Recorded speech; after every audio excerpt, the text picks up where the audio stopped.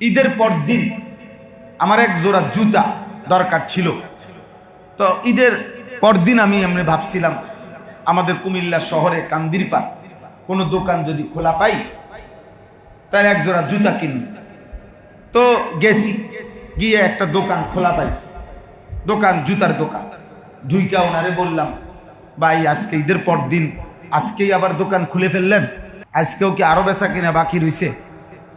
এমনি বললাম আর কি।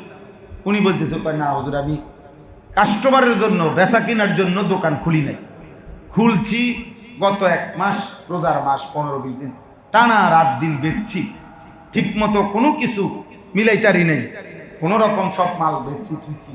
এখন আজকে ভাবছি একটু নিরিবিলি, এখন কি বেচলাম, কদ্দুর কি হইলো, আয় ব্যয় এগুলা বসে বসে মিলাইতে আছি, মাল স্টকে আছে কদ্দুর নাই কদ্দুর, এগুলো।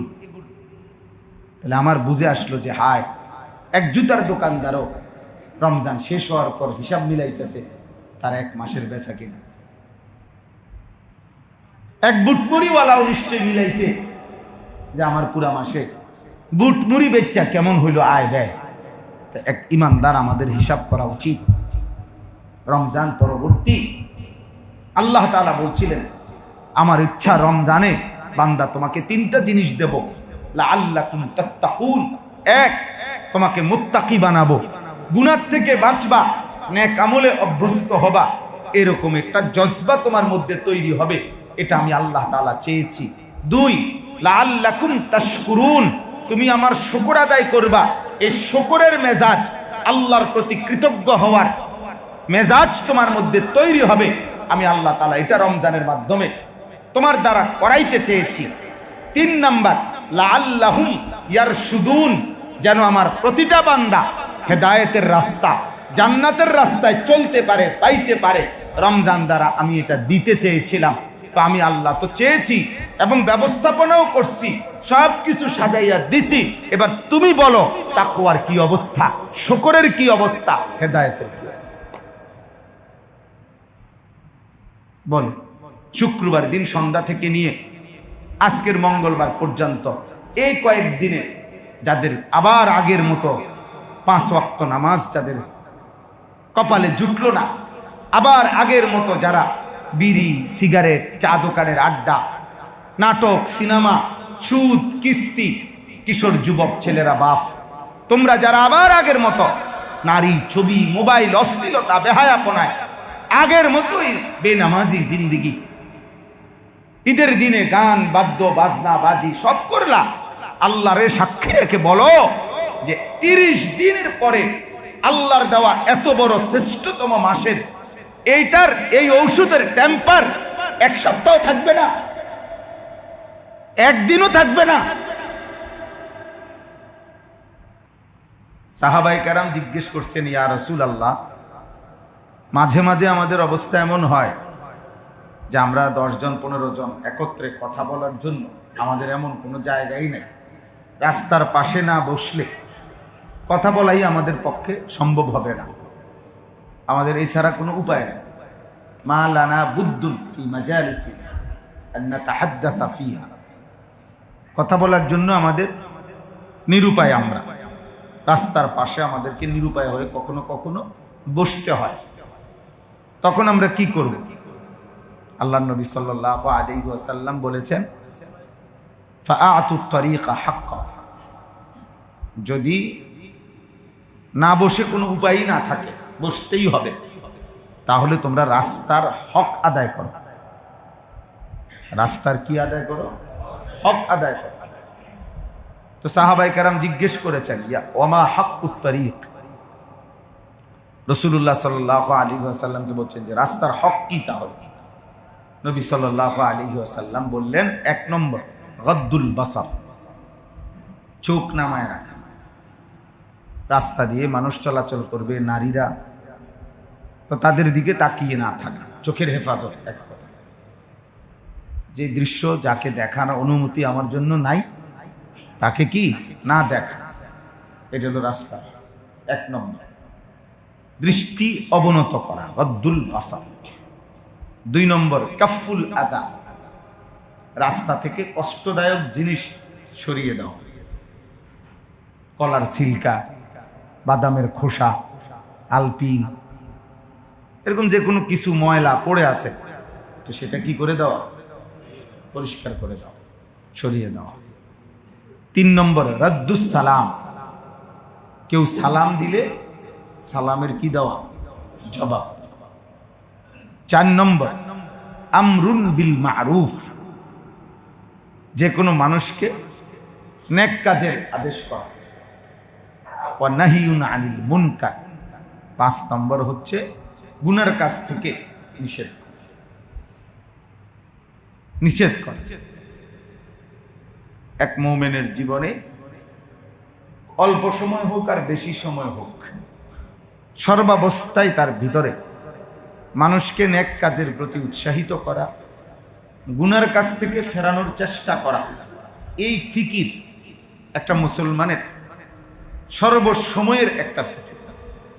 সম্ভাবনার যে কোনো সুযোগকে কাজে লাগানো, যে কোনো সুযোগ, 1 মিনিটের সুযোগেও কাজে লাগাবে, এটাও মুমিনের একটা সিফাত, ইমানদারের একটা বৈশিষ্ট্য, যে নিজের জীবন চলার পথে আল্লাহর বান্দাদেরকে নেক কাজের প্রতি উৎসাহিত করে, গুনার কাজ থেকে নিষেধ করে, ক্ষণিকের জন্য হোক, 1 মিনিটের জন্য। এটা একটা ফিকির। আমরা অনেক সময় বলি আমার কথা শুনবে কে, আমি কইলে আর শুনবো কয়জনে, আমি আর একজনে বলে কি করব? এগুলো সব হইল শয়তানের ওয়াসওয়াসা, নফসের ধোঁকা। সবাই বক্তা হইতে হবে জরুরি না, সবাইকে সবাই চিনতে হবে এটাও জরুরি, এটা কি না জরুরি না। সারা বাংলাদেশ আমাকে চিনলে আমারই কি আর আপনাদেরই কি? মনে করেন না চিনলে সমস্যা কি? কোরআনুল কারীমের মধ্যে 25 জন নবী এবং রাসূলের নাম আছে। কতজন? তো নবী রাসূল তো 25 জন, তো 1,24,000 যদি নবী রাসূল হয় তো বাকিদের নাম কি? তাহলে যাদের নাম কোরআনে আল্লাহ বলে নাই ওনারা ব্যর্থ। নবী সাল্লাল্লাহু আলাইহি ওয়াসাল্লাম 1.25 লক্ষ সাহাবীর সামনে আরাফাতের ময়দানে বিদায় হজ্জে ওনার সাথে আরাফার ময়দানে 1.25 লাখ সাহাবীর সামনে খুতবা দিয়েছে। তাহলে 1.25 লাখ মানে কত? 1,25,000, কম বেশ হইতে পারে। তো ধরেন এখন পৃথিবীর কোন কিতাবে অথবা সব কিতাব মিলাইয়াও একসাথে করে 5,000 সাহাবীর নাম, 10,000 সাহাবীর নাম একত্র করা যাবে না, নাই। বুঝেন নাই? তো ধরে মনে করেন একবার 10,000-এর নাম একসাথে করলো, ধরে নিলাম, তো আরো তো বাকি রয়েছে কত? 1,15,000। 10,000 সাহাবীর নাম নাই, কোনো কিতাব সব মিলাইলেও হবে না। তাইলে 1,15,000 সাহাবীর নাম যে কেউ জানে না, কোনো কিতাবে নাই, তো ওনারা ব্যর্থ। তাইলে এটা একটা জরুরি বিষয়। সব মসজিদের ইমাম সাহেবদের, উঠতি বয়সের আলেম, যে কোনো ইমানদার মুসলমান সবাই এটা ভাবা উচিত। সবাই চিনতে হবে জরুরি, আল্লাহর কথা বলতে হবে, এটা জরুরি। আমি বলে যাও, সবাই চিনা দরকার।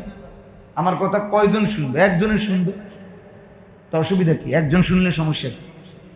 একজনকে বললে অসুবিধা কি? একজনের জন্য চেষ্টা করলে এতে লজ্জা কি?